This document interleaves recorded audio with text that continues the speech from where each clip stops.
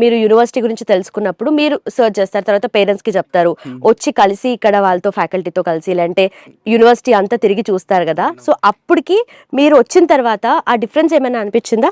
లేదు, అలానే ఉంది, సేమ్ అలానే అనిపించింది. ఓకే. సో ఇక్కడ ఫుడ్ కానీ లేదంటే హాస్టల్ ఫెసిలిటీస్ కానీ ఎలా ఉన్నాయి? బాగానే ఉన్నాయి, ఫుడ్ కూడా బాగుంది.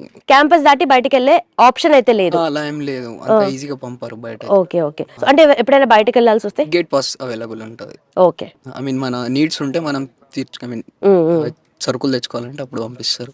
ఓకే. సో ఏ కోర్స్ చేస్తున్నారు? నేను సిసిటీ, సిసిటీ. దాంట్లో ఏంటి స్పెషాలిటీ ఏంటి ఇక్కడ? Angiography. I mean practical knowledge ఎక్కువ ఉంటుంది అనమాట. ఇక్కడ హాస్పిటల్ అవైలబుల్ ఉంది కదా మనది ఓన్ గా. Okay okay. I mean practical knowledge బాగా గెయిన్ చేసుకోవచ్చు. ఓకే. మన 2 తెలుగు రాష్ట్రాలు దాటి బయటకు వస్తున్నామంటే అబ్బా ఫుడ్ ఎట్లుంటుందో అని చెప్పేసి ఒక చిన్న భయం అయితే ఉంటుంది కదా.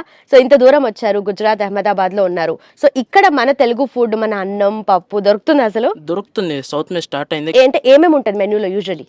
Sambar, papad, rice, chapati, okay curries ఉంటాయి. ఓకే. సో కావాల్సినంత మన టేస్ట్ వస్తుందంట?